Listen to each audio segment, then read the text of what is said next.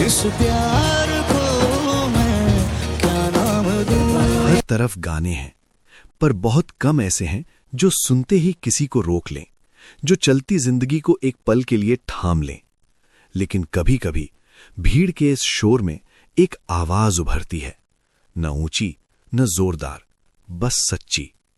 वो आवाज जब कानों तक पहुंचती है तो लोग आगे बढ़ना भूल जाते हैं।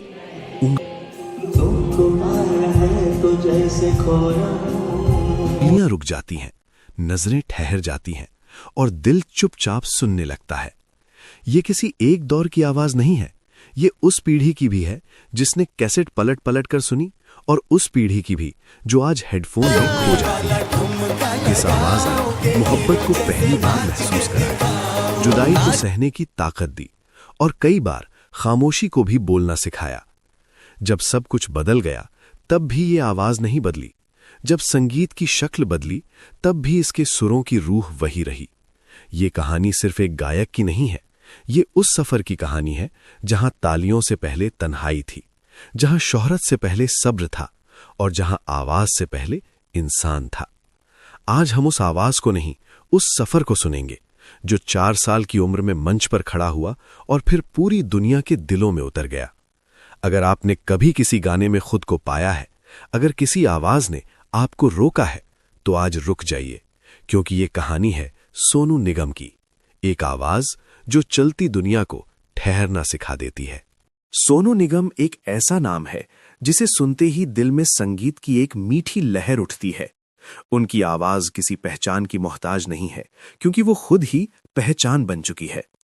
भारतीय संगीत जगत में बहुत से गायक आए, बहुत से गए, लेकिन कुछ ही ऐसे हुए जिनकी आवाज समय के साथ और भी गहरी होती चली गई। सोनू निगम उन्हीं चुनिंदा कलाकारों में से एक हैं जिनकी गायकी सिर्फ कानों तक सीमित नहीं रहती, बल्कि सीधे दिल में उतर जाती है। सोनू निगम का जन्म 30 जुलाई 1973 को हुआ। संगीत उनके लिए कोई अचानक चुना गया रास्ता नहीं था, बल्कि वो बचपन से ही उनके जीवन का हिस्सा बन चुका था। उनके पिता अगम कुमार निगम खुद एक गायक थे और अक्सर मंचों पर गाया करते थे। घर का माहौल पूरी तरह से सुरों और रागों से भरा रहता था। यही वजह थी कि सोनू बहुत छोटी उम्र में ही संगीत की दुनिया से जुड़ गए। कहा जाता है कि जब बच्चे खेल कूद में व्यस्त रहते हैं, उस उम्र में सोनू मंच पर खड़े होकर गाना गाया करते थे। 4 साल की उम्र में उन्होंने अपने पिता के साथ कार्यक्रमों में गाना शुरू कर दिया था। ये कोई साधारण बात नहीं थी, क्योंकि इतनी छोटी उम्र में मंच का आत्मविश्वास बहुत कम बच्चों में होता है। बचपन में सोनू निगम मोहम्मद रफी साहब से बहुत प्रभावित थे। वे उनके गाने गाया करते थे और उनकी शैली को समझने की कोशिश करते थे। लोग अक्सर कहते थे कि इस बच्चे की आवाज में रफी साहब की झलक मिलती है। शायद यही वजह थी कि आगे चलकर सोनू निगम को रफी साहब का सबसे सच्चा उत्तराधिकारी कहा जाने लगा। लेकिन ये सफर इतना आसान नहीं था जितना सुनने में लगता है। जब सोनू निगम अपने सपनों को लेकर मुंबई पहुंचे, तो उनके पास न कोई बड़ा सहारा था और न ही फिल्मी दुनिया का कोई मजबूत रिश्ता। मुंबई में संघर्ष हर कलाकार की कहानी का हिस्सा होता है, और सोनू निगम भी इससे अछूते नहीं रहे। शुरुआती दिनों में उन्होंने कई छोटे मोटे काम किए, कभी स्टेज शो, कभी टीवी कार्यक्रम, तो कभी रेडियो में काम। उन्होंने बतौर एंकर और होस्ट भी काम किया। उस दौर में उन्हें पहचान तो मिल रही थी, लेकिन बतौर गायक वो मुकाम अभी दूर था जिसका सपना उन्होंने देखा था। धीरे धीरे सोनू निगम को फिल्मों में छोटे मौके मिलने लगे, कभी एक गाना, कभी 2 पंक्तियां, लेकिन वो हर मौके को पूरी ईमानदारी से निभाते रहे। उन्हें पता था कि अगर आवाज में सच्चाई होगी तो एक दिन लोग जरूर सुनेंगे। 1990 के दशक के अंत तक उनकी मेहनत रंग लाने लगी। फिर वो दिन आया जिसने उनकी जिंदगी की दिशा ही बदल दी।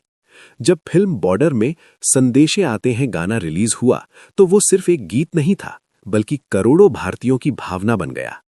इस गाने में देशभक्ति, भावनाएं और सच्चाई थी।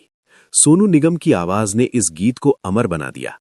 इस गाने के बाद हर कोई जान गया कि ये आवाज खास है। इसके बाद सोनू निगम के लिए फिल्मों के दरवाजे खुलने लगे। 2000 का दशक सोनू निगम के करियर का सुनहरा दौर साबित हुआ। वो रोमांटिक गानों की पहली पसंद बन गए। शाहरुख खान, सलमान खान, आमिर खान, ऋतिक रोशन जैसे बड़े सितारों पर उनकी आवाज खूब जमी। जब पर्दे पर प्यार दिखाया जाता, तो पीछे से सोनू निगम की आवाज उस प्यार को और गहरा बना देती। उनके गानों में एक अलग ही सच्चाई होती थी। वो सिर्फ शब्द नहीं गाते थे, बल्कि हर पंक्ति को महसूस कराते थे। उनकी आवाज में दर्द भी उतना ही असरदार था जितना प्यार। जब उन्होंने तन्हाई, बिछड़ने और अधूरे रिश्तों पर गाने गाए तो लाखों लोगों ने खुद को उन गानों में पाया। अभी मुझ में कहीं, तन्हाई, कल हो ना हो जैसे गीत आज भी लोगों की भावनाओं को छू जाते हैं। इन गानों को सुनते हुए लगता है जैसे कोई अपना दिल की बात कह रहा हो। सोनू निगम सिर्फ फिल्मी गानों तक सीमित नहीं रहे, उन्होंने भक्ति संगीत में भी अपनी अलग पहचान बनाई। उनके द्वारा गाए गए भजन और आध्यात्मिक गीत आज भी लोगों को शांति का अनुभव कराते हैं।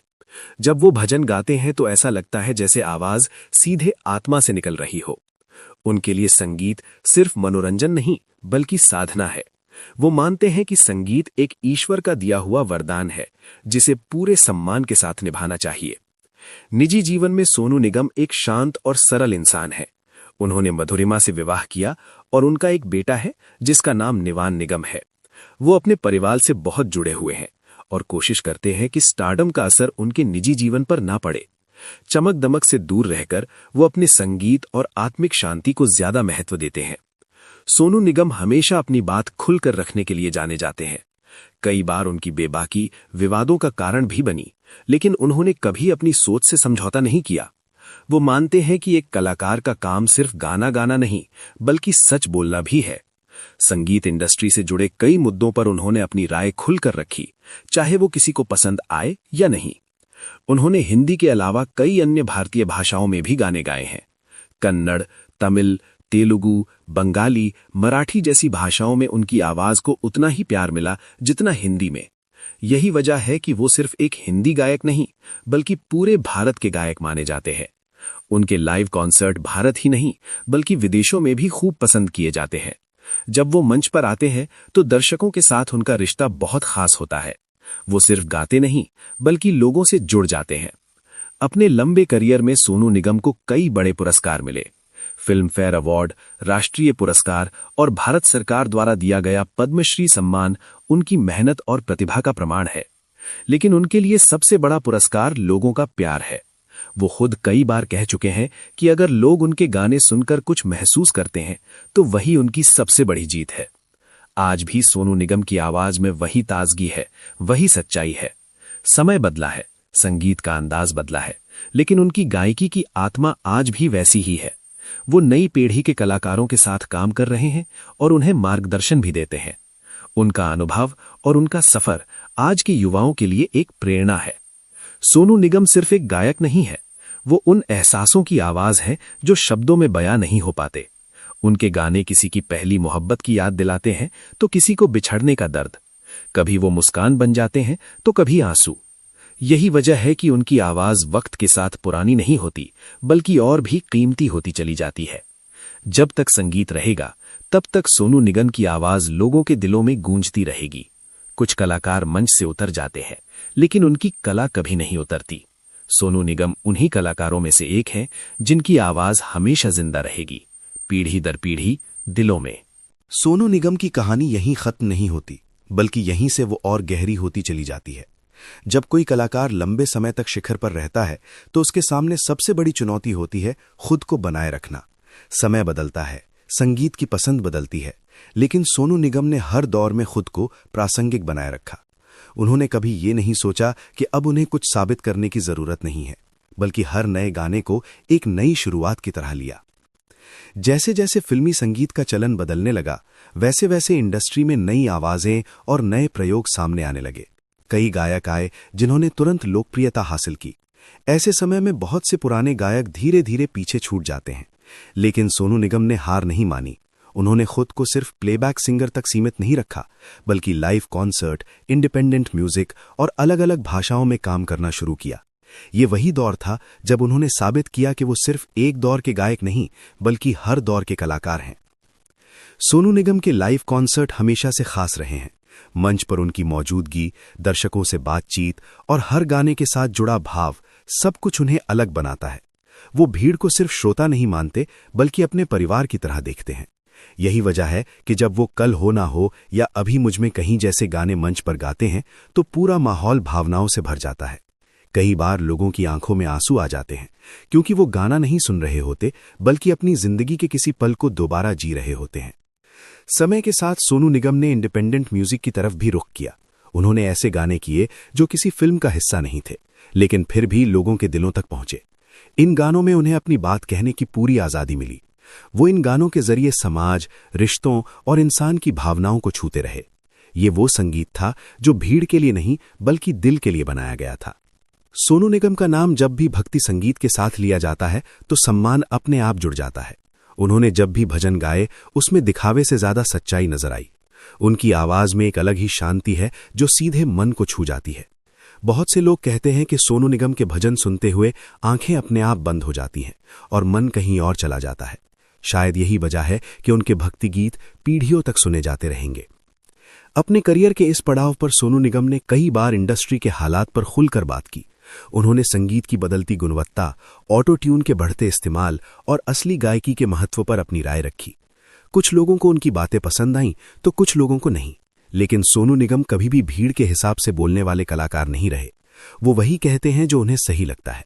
उनके लिए सच बोलना ज्यादा जरूरी है, चाहे उसकी कीमत कुछ भी क्यों न चुकानी पड़े। इस बेबाकी की वजह से उन्हें कई बार आलोचना का सामना भी करना पड़ा। सोशल मीडिया पर बहसें हुईं, बयान सुर्खियों में आए, लेकिन इन सब के बीच उन्होंने अपने संगीत से दूरी नहीं बनाई। वो जानते थे कि विवाद अस्थायी होते हैं, लेकिन कला स्थायी होती है। इसलिए उन्होंने हर बार अपने गानों के जरिए जवाब दिया, न कि शब्दों के जरिए। सोनू निगम ने दक्षिण भारतीय फिल्मों में भी खूब काम किया, खासकर कन्नड़ फिल्म इंडस्ट्री में। वहां उन्हें जो सम्मान